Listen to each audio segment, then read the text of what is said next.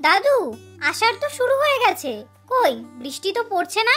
শহরে এত গরম, ভাবলাম গ্রামে এসে ঠান্ডা পাবো, তাই তো কিছুদিনের জন্য গ্রামে চলে আসলাম। হা হা হা হা। আষাঢ় মানেই যে প্রথম দিনই বৃষ্টি নামবে এমনটা তো নয়। প্রকৃতি তারা নিজের ছন্দে চলে। এই যে একটা গন্ধ ভেসে আসছে, টের পাচ্ছিস? শুকনো মাটি যখন প্রথম বৃষ্টির ছোঁয়া পায়, ঠিক তেমনই গন্ধ ভেসে আসে। আচ্ছা দাদু, মাটি কি আগে থেকেই জানে যে বৃষ্টি হবে? মাটি জানে, গাছ জানে, পাখি জানে, শুধু মানুষই ভুলে যায় কখন কিভাবে অনুভব করতে হয়। কেন দাদু, মানুষ কেন অনুভব করতে পারে না? সে অনেক কথা, পরে একদিন নয় তোকে শোনাবো। বলো না দাদু, এক্ষুনি বলো।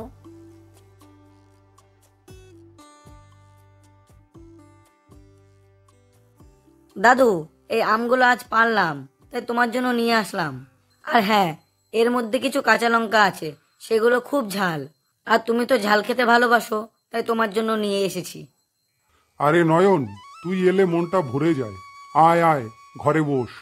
অর্পিতা, এই হলো নয়ন, তোর ছোটবেলার খেলার সাথী। তুই নয়ন? কতটা বড় হয়ে গেছিস, আমি তো তোকে চিনতেই পারছি না। তুই অনেক বদলে গেছিস, শহরের হাওয়ায় সুন্দরী হয়ে উঠেছিস। তা এতদিন পর গায়ে কি মনে করে? অনেকদিন হলো গায়ে আসা হয়নি, তার উপর শহরে অনেক গরম পড়েছে, তাই ভাবলাম গ্রাম থেকে গিয়ে ঘুরে আসি। তা বলি কি, তুই কি এখন আম চাষ করছিস নাকি? না না, এটা আমাদের বাড়ির গাছের আম, তাই দাদুর জন্য নিয়ে আসলাম। তাই বল, আমি তো ভাবলাম যে তুই আম চাষ করছিস। কেন, আম চাষ করলে কি হতো? কিছুই হতো না, সেই ছোটবেলা আমরা যেরকম করে আম পেড়ে আনতাম, তেমনি তোর বাগান থেকে আম চুরি করে নিয়ে আসতাম। তাহলে ভুলিসনি কোনো কিছুই?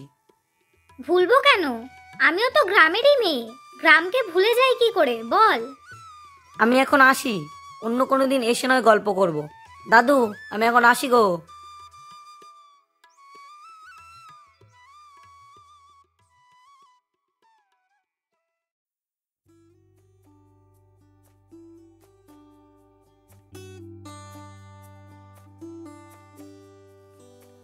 দাদু, অর্পিতা ঘরে আছে?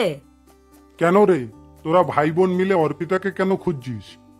দেখো না, আজকে আকাশে কেমন কালো মেঘ জমেছে, মনে হচ্ছে বৃষ্টি নামবে।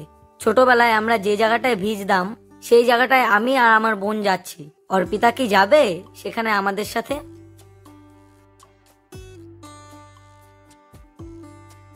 যাবো বই কি, সে শহর থেকে গ্রামে এসেছি, ছোটবেলার স্মৃতিগুলো এখনো যেন চোখে ভেসে ওঠে। চল চল, আমিও যাব। দাদা, দেখো না আকাশে কিরকম কালো মেঘ ভেসে আসছে, মনে হচ্ছে আর দেরি হবে না, এখনই বৃষ্টি নামবে বলে। আষাঢ়ের মেঘ শুধু দেখিয়ে যায়, নামতে দেরি হয়। তবে হ্যাঁ, আজ মনে হচ্ছে আর বেশি সময় নেই, এর মধ্যেই নেমে পড়বে। চল তাহলে আমরা এখনই বেরিয়ে পড়ি। দাদু, আমি একটু মাঠ থেকে হয়ে আসছি, দেরি হলে চিন্তা করো না কিন্তু।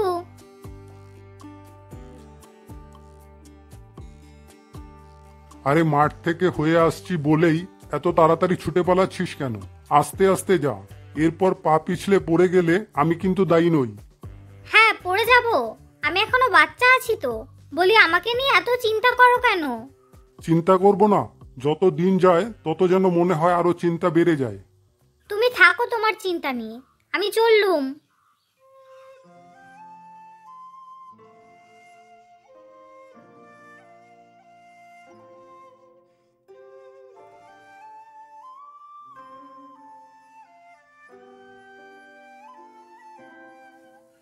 দেখো কিরকম বাতাস বয়ে যাচ্ছে, আকাশে কিরকম কালো মেঘ জমেছে, মনে হচ্ছে এক্ষুনি নামবে। বৃষ্টির গন্ধ ভেসে আসছে। হ্যাঁ, দাদু ঠিকই বলেছিল, বাতাসের সাথে সাথে বৃষ্টির গন্ধ ভেসে আসছে।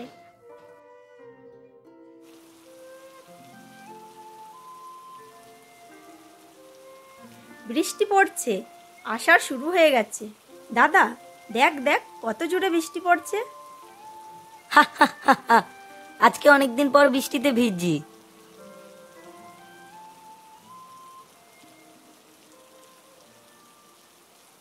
আজকে কিন্তু খিচুড়ি, বেগুন ভাজা আর কাঁচা লঙ্কা হলে আষাঢ়ের বর্ষা যেন পূর্ণতা পায়।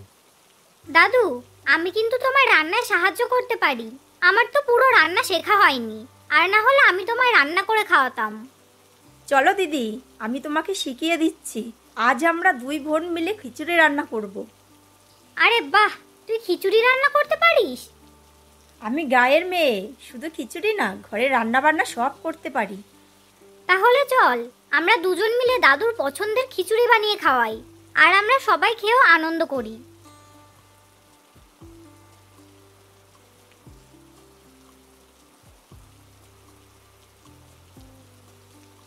এই বৃষ্টিতে জমিতে ধান রোপণ করা যাবে, আর এবার ফসল ভালো হবে বলে মনে হচ্ছে। ঠিক বলেছিস নয়ন, আষাঢ়ের শুরুতেই বর্ষা শুরু হয়েছে, ফসল তো ভালো হওয়া উচিত। বলি কি নয়ন, তুই কি নিজে চাষ করিস একদম একা? না না, একা না, মাঠে সবাই মিলে চাষ করি। তবে আমি একটু আধুনিক কায়দায় কাজ করি, সার বীজ সব বুঝে শুনে। ও তাই বল, আমি ভেবেছিলাম তুই একাই চাষ করিস।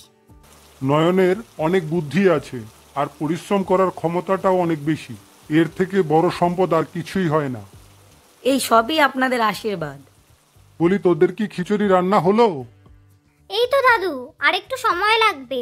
তোমরা গল্প করো, আমাদের খিচুড়ি রান্না প্রায় শেষ হতে যায়। বলি কি নয়ন, এইবার কি রোপণ করার ইচ্ছে আছে?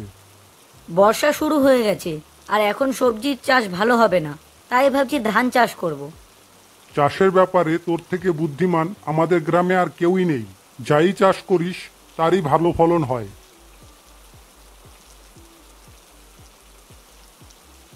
এইবার বল অর্পিতা, শহর ভালো লাগে না গ্রাম বেশি ভালো লাগছে? গ্রামের থেকে ভালো দৃশ্য মনে হয় না শহরে কখনো দেখা যায়। আচ্ছা অর্পিতা, তুই কখনো এরকম বৃষ্টিতে শহরে ভিজেছিস? শহরে শুধু জানালা দিয়েই বৃষ্টি দেখতাম। এইভাবে খালি পায়ে মাটিতে হেঁটে, পথে ঘাটে হেঁটে বৃষ্টিতে ভেজা হয়নি। এ কি, এ তো হঠাৎ করে বৃষ্টি থেমে গেল। এই যে আষাঢ়, কখনো মেঘ কখনো বৃষ্টি, এইভাবেই তো প্রকৃতি চলে। ঠিক বলেছো দাদু, আষাঢ়ে কখন বৃষ্টি হবে কখন মেঘ হবে কেউ বলতে পারবে না।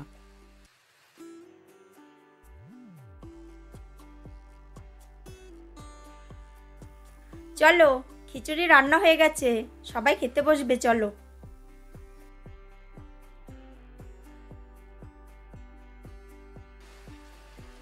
আরে তোরা যে খেতে বসলি না?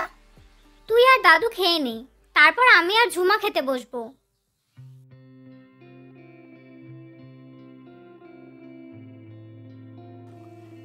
খিচুড়ি তো পুরো জমে ক্ষীর। এই বর্ষায় খিচুড়ি আর বেগুন ভাজা খুব ভালো হয়েছে খেতে। তোমাকে আরেকটু খিচুড়ি দিই দাদু? না না, যতটা দিয়েছিস এতেই তো মনে হচ্ছে পেট ফেটে যাবে। এরপরেও যদি আরো খাই তারপরে তো আমাকে নিয়ে হসপিটালে যেতে হবে রে।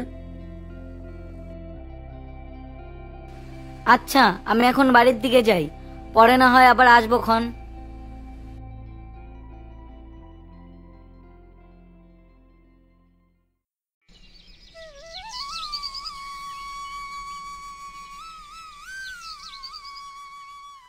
আরে দাদু, আজ তো আকাশ পুরো পরিষ্কার হয়ে গেছে, মনে তো হচ্ছে না আর বৃষ্টি হবে বলে। হা হা হা হা। আষাঢ় মাসে কখন যে বৃষ্টি নেমে আসে কেউ বলতে পারে না। এখন ভালো দেখছিস, একটু পরেই দেখবি বৃষ্টি নেমে গেছে। বলো কি, আকাশ দেখে তো কেউ বলতেই পারবে না আবার বৃষ্টি নামবে বলে। এটাই হলো প্রকৃতি রে, এটাই হলো প্রকৃতি।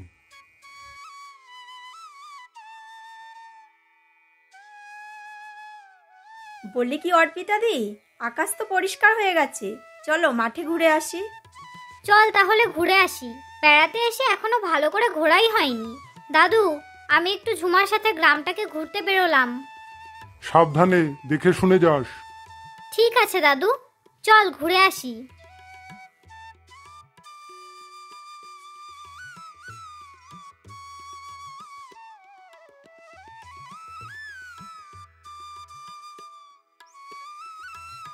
বলি কি নয়ন, তোর কি এসব কাজ করতে ভালো লাগে? হ্যাঁ, খুব ভালো লাগে। আমার বাবা ঠাকুরদা সবাই তো কৃষক ছিলেন, আমিও চাই ভালো করে চাষ করি, সকলের খাবার জোগাড় করি। জানি না কেন তোর কথা শুনে মনে হচ্ছে আমি শহরে থেকে অনেক কিছু মিস করেছি। বলি কি অর্পিতা দি, তুমি এই গ্রামে থেকে যাও না, আমাদের গ্রামের বাচ্চাদের পড়াবে। আমার ইচ্ছে আছে, তবে মা বাবা রাজি হবে নাকি জানি না। এই যা, দেখতে দেখতে আবার বৃষ্টি শুরু হয়ে গেল। চল চল সবাই বাড়ির দিকে যাই।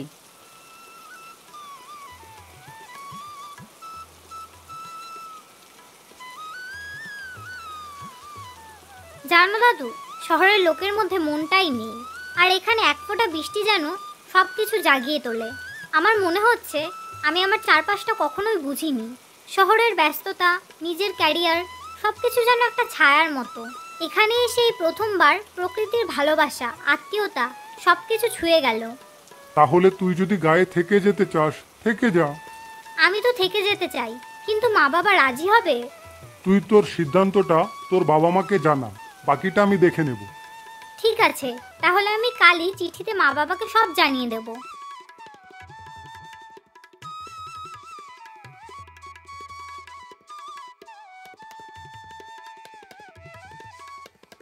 অর্পিতা, তোর নামে চিঠি এসেছে, এসে নিয়ে যা।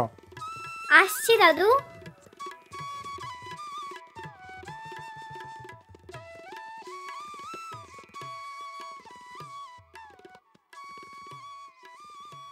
কি লিখেছেন তোর বাবা মা, পড়ে শোনা দেখি।